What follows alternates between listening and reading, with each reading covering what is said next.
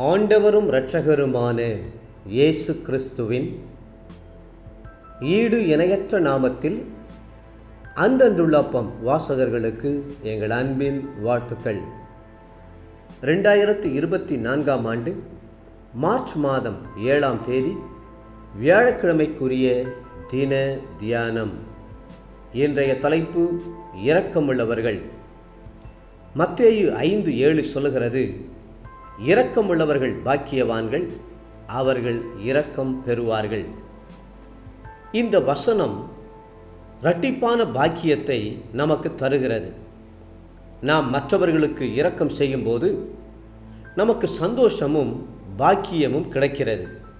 மட்டுமல்ல, இரக்கத்தை பெறும்போதும் சந்தோஷமும் பாக்கியமும் கிடைக்கிறது. வேதத்தில் உள்ள 2வது பிரதான கட்டளை, நீ உன்னை நேசிக்கிறது போல பிறனையும் நேசி என்பதாகும்.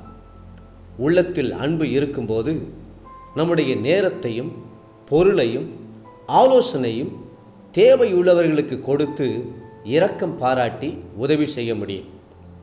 ஒரு முறை ஒருவர் வேடிக்கையான கதை ஒன்றை சொன்னார். ஒரு வீட்டிற்கு முன் ஒரு ஏழை பிச்சைக்காரன் பசியோடு வந்து நின்றான். மருமகள் ஒன்றுமில்லை போ என்று சொல்லி அவளை விரட்டி அனுப்பினாள். மாமியாருக்கு கோபம் வந்துவிட்டது. நீ எப்படி அவனை போ என்று விரட்டலாம்? நான் அல்லவா இந்த வீட்டுக்கு உரிமையானவள்.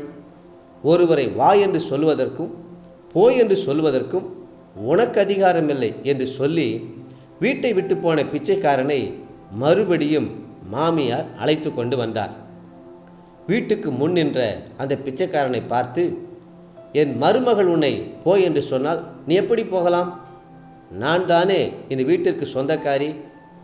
என் கட்டளைகளைத்தான் நீ ஏற்றுக்கொள்ள வேண்டும் என்று சொல்லிவிட்டு அந்த பிச்சைக்காரனை பார்த்து, இப்பொழுது நான் சொல்லுகிறேன், வீட்டில் ஒன்றுமில்லை, நீ போகலாம் என்றாளாம். எதிர்பார்ப்போடு இரக்கம் கிடைக்குமா என்று வந்த அந்த பிச்சைக்காரனுக்கு ஏமாற்றமாய் இருந்தது. வேறு சிலர் யாசிப்பவர்களுக்கு முன்பாக ₹1 எறிந்துவிட்டு பார்க்கக்கூட செய்யாமல் சென்று விடுகிறார்கள்.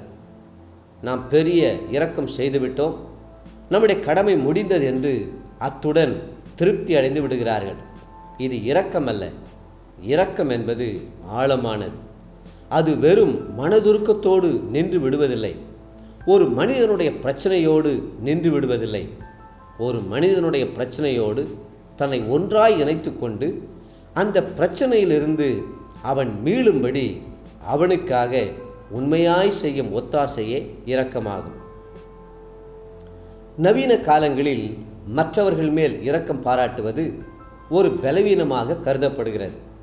பல வேளைகளில் இரக்கம் பாராட்ட போய் சிலர் பிரச்சனைகளுக்குள் சிக்கிக்கொள்வதையும் நாம் காண்கிறோம். உலகம் ஓடிக்கொண்டிருக்கிற வேகத்தில் நம்முடைய காரியங்களையே நாம் கவனிக்க நேரமில்லாமல் காணப்படும் போது மற்றவர்களுடைய நஷ்ட கஷ்டங்களை கவனிக்க முடிவதில்லை. நமக்கு எதிராக செயல்படுகிறவர்களை மன்னிப்பதை உலகம் கோழைத்தனமாக நினைக்கிறது. நாம் மற்றவர்கள் மேல் இரக்கம் காட்டாவிட்டால் தேவனுடைய அன்பு நம்மில் இல்லை என்று 1 யோவான் 3:17 வேதம் திட்டமாய் சொல்லுகிறது. கிறிஸ்தவர்களாகிய நீங்கள் சரீரத்திற்கு அடுத்த இரக்கம் மட்டுமல்ல, ஆவிக்குரிய இரக்கத்தையும் புறஜாதியாரின் மேல் காண்பிக்க வேண்டும். இரக்கமாய் அவர்களுக்கு சுவிசேஷத்தை அறிவிக்காவிட்டால் அவர்கள் நித்தியத்தை இழந்து விடுவார்களே. ஒரு மனிதனுக்கு இறங்கி நீங்கள் செய்யும் எல்லா உதவிகளை பார்க்கிலும் மேன்மையான உதவி அவனுடைய ஆத்துமாவிற்கு செய்யும் உதவிதான்.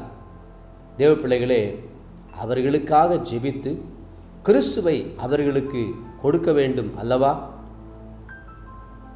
இன்றைய நினைவிற்கு யூதா 1ஆம் அதிகாரம் 21ஆம் வசனம்.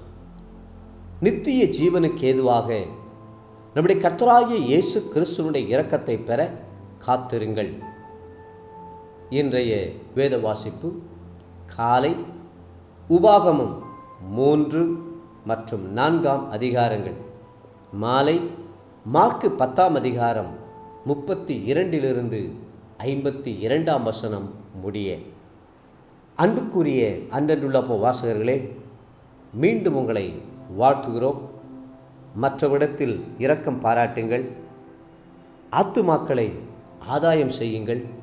கர்த்தர் தாமே உங்களை ஆசீர்வதித்து மென்மேலும் உயர்த்துவாராக. ஆமென்.